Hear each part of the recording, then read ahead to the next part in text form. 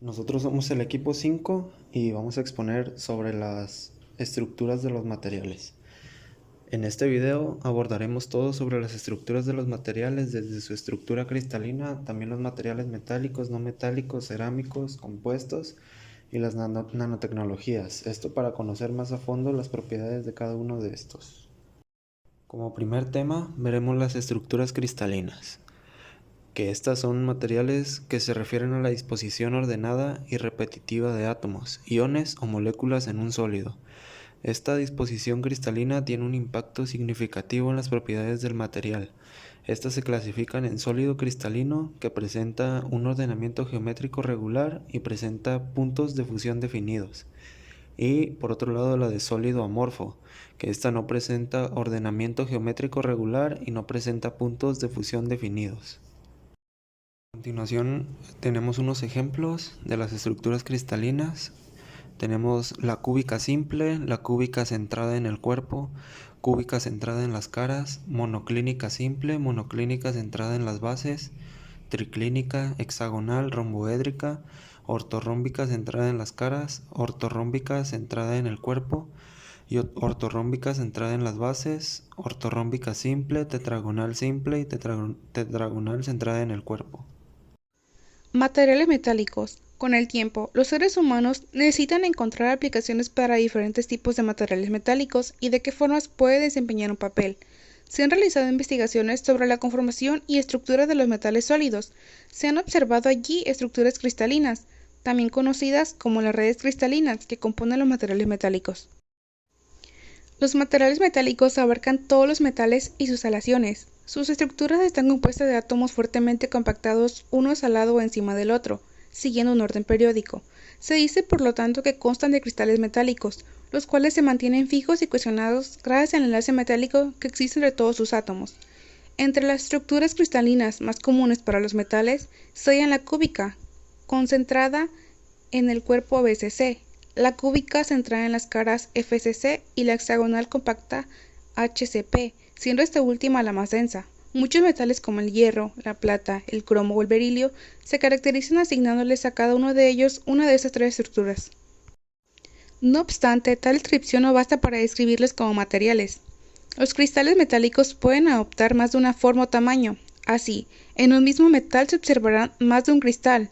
De hecho, habrá muchos de ellos, los cuales se conocen mejor con el término de grano cristalino. La distancia que separa los granos entre sí se conoce como borde o límite de grano, y es, junto con los defectos cristalinos, uno de los factores más determinantes en las propiedades mecánicas de los metales. Los materiales no metálicos y su estructura. Los materiales no metálicos tienen estructuras que son muy diferentes a las de los metales, principalmente porque tienen mayor electronegatividad y tienen electrones que están más unidos a los átomos individuales. Estas estructuras no metálicas contienen enlaces covalentes y muchos no metales consisten en moléculas individuales. Esto quiere decir que los materiales no metálicos exhiben una gran variedad de comportamientos químicos, pero sus estructuras se basan en enlaces covalentes y moléculas individuales. Materiales orgánicos e inorgánicos. A los materiales inorgánicos se les dice cuando contienen algunas células vegetales o animales, no se disuelven en agua y no soportan altas temperaturas, y solo se disuelven en líquidos orgánicos, como son los alcoholes y los tetracloruros.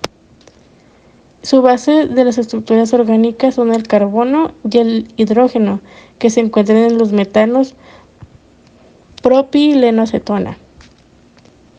Los materiales inorgánicos. Su estructura influye significativamente sus características, que son la estabilidad, la dureza, la densidad y la conductividad. La estabilidad es una estructura ordenada de átomos e iones en los cristales proporcionados en la estabilidad al material. La dureza es la disposición de los contribuyentes en la estructura cristalina y afecta la dureza del material. La densidad es la material que también está relacionada con su estructura cristalina. Y la conductividad es la forma en la que los átomos o iones están dispuestos, que influyente en la conductividad del material. Polímeros. Los polímeros pueden existir tanto como sólidos cristalinos como sólidos amorfos. La mayoría de los polímeros son semicristalinos, lo que significa que contienen una mezcla de regiones cristalinas y amorfas.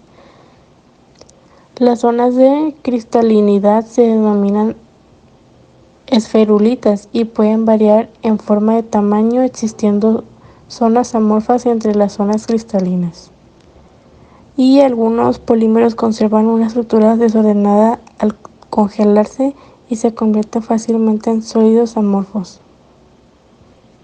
Las estructuras de polímeros se pueden clasificar según la forma de sus cadenas moleculares, como las lineales, las radiales, las ramificados y los entrecruzados. Las lineales están formadas por largas cadenas de monómeros en línea recta, o sea, sin ramificaciones. Las radiales están formadas por estructuras circulares. Las ramificadas formadas por cadenas divergentes de polímeros, que son cadenas laterales más cortas que forman ramificaciones. Y los entrecruzados, que son cadenas que se unen entre sí mediante enlaces covalentes formando una red tridimensional. Bien, ¿qué son los materiales cerámicos y cómo es su estructura cristalina? Podemos decir que los materiales cerámicos son materiales inorgánicos no metálicos, constituidos por elementos metálicos y no metálicos enlazados principalmente mediante enlaces iónicos y o covalentes. Las composiciones químicas de los materiales cerámicos varían considerablemente, desde compuestos sencillos o mezclas de muchas fases complejas enlazadas. Bien, para empezar, podemos preguntarnos, ¿cómo está compuesta la arcilla? Podemos decir que la arcilla es una roca sedimentaria compuesta y constituida por agregados de silicato de aluminio hidratados, procedentes de la descomposición de rocas que contienen feldespato, como el granito. Bien, en esta imagen podemos observar que la red cristalina de la arcilla está compuesta por una red piramidal, en las cuales sus vértices están compuestos principalmente por átomos de oxígeno y en el centro hay un átomo de silicato. La composición de estas redes compartidas o unidas empiezan a formar unas capas tetraedras que a su vez forman redes hexagonales. Bien, otros ejemplos serían la fluorita, que tiene una estructura cristalina de celda unitaria que contiene 12 iones, y aquí ya podremos observar una red cristalina amorfa. A su vez tenemos la cristobalita. Esta tiene una estructura cristalina donde cada celda unitaria contiene 6 iones. Por último tenemos la perovskita. En el centro del cubo, en la estructura cristalina de cúbica simple, cada celda unitaria contiene 5 iones.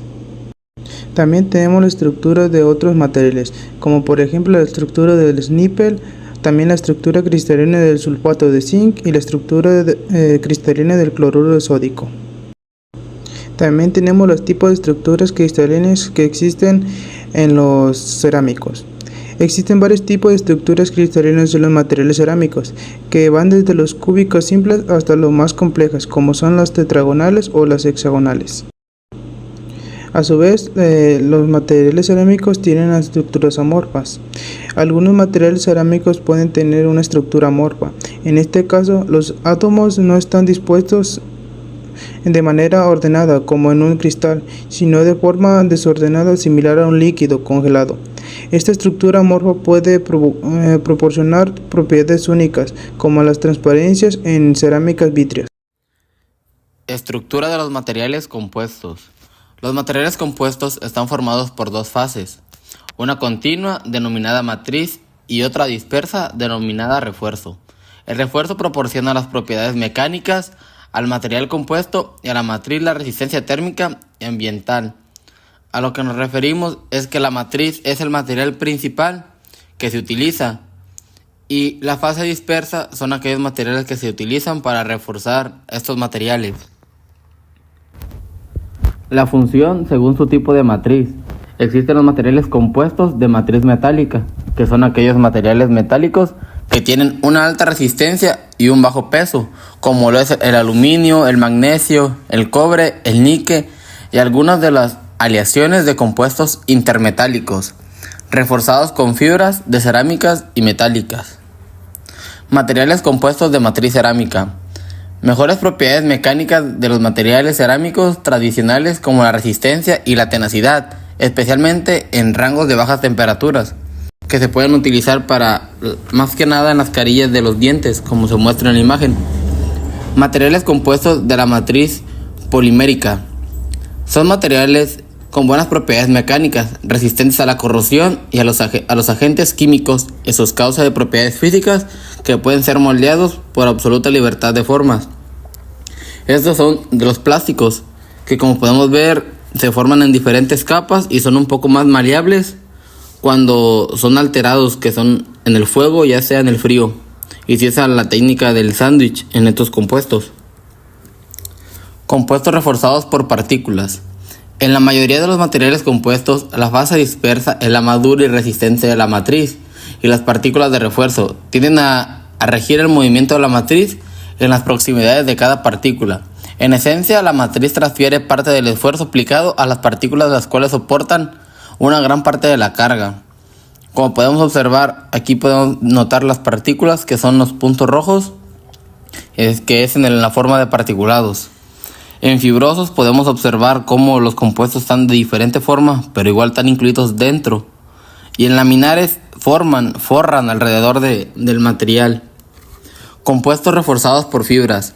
Los materiales reforzados por fibras son los composites más importantes desde este punto de vista tecnológico.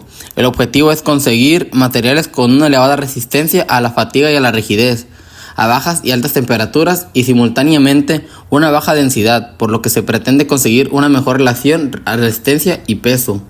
Esta relación se consigue empleando materiales ligeros, tanto en la matriz como en las fibras, siempre que éstas cumplan las propiedades mecánicas que se requiere al otorgar al composite. Y por último, compuestos estructurales.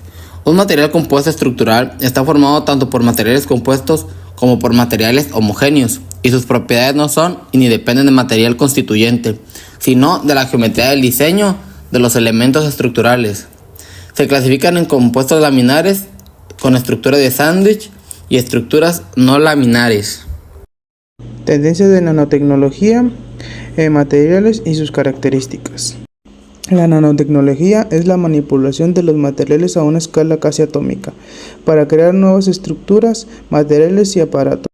Esta tecnología promete avances científicos en muchos sectores como la medicina, productos para el consumidor, energías, materiales y fabricación. La tectónica cristalina se puede definir como la ciencia de la construcción de estructuras supramoleculares a partir de nanopartículas inorgánicas.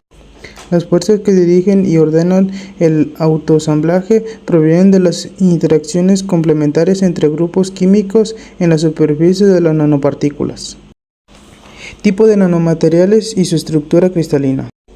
Bueno, para empezar, tenemos las nanopartículas. Las nanopartículas son objetos del tamaño nanómetro, es decir, sus dimensiones son del orden de uno de los pocos nanómetros, a lo sumo de decenas de nanómetros.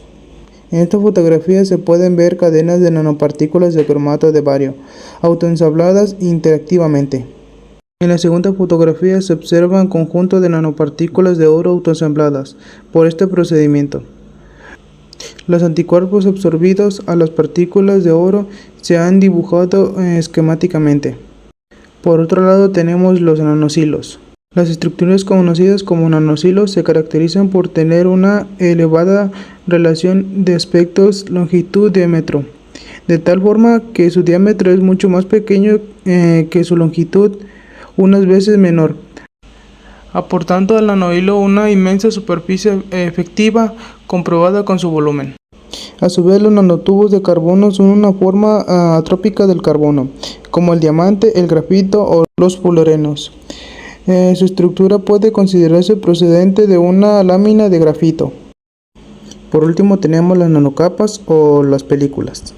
Bueno, las películas delgadas son capas de materiales delgados con espesores que van desde varios cuantos nanómetros hasta algunos cientos de micrómetros.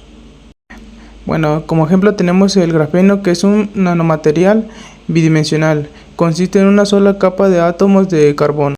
A pesar de ser muy fino y ligero, es el material más fuerte que se conoce en la naturaleza, como la resistencia de 200 veces superior al acero, estructural con el mismo espesor. Ya para finalizar con los nanomateriales tenemos a los nanoestructurados. Los materiales nanoestructurados se caracterizan por tener la estructura interna o la estructura superficial en la nanoescala. Un ejemplo de estos serían los liposomas. Son nanovesículas esféricas compuestas por fosfolípidos, características directamente relacionadas con su permeabilidad. Conclusión. En este video sobre las estructuras de los materiales nos ha llevado a comprender la importancia fundamental de entender cómo están organizados los átomos y las moléculas en los materiales que nos rodean, desde la estructura cristalina en los sólidos hasta la disposición molecular en los materiales orgánicos e inorgánicos. Hemos explorado cómo estas estructuras influyen en las propiedades y comportamientos de los materiales.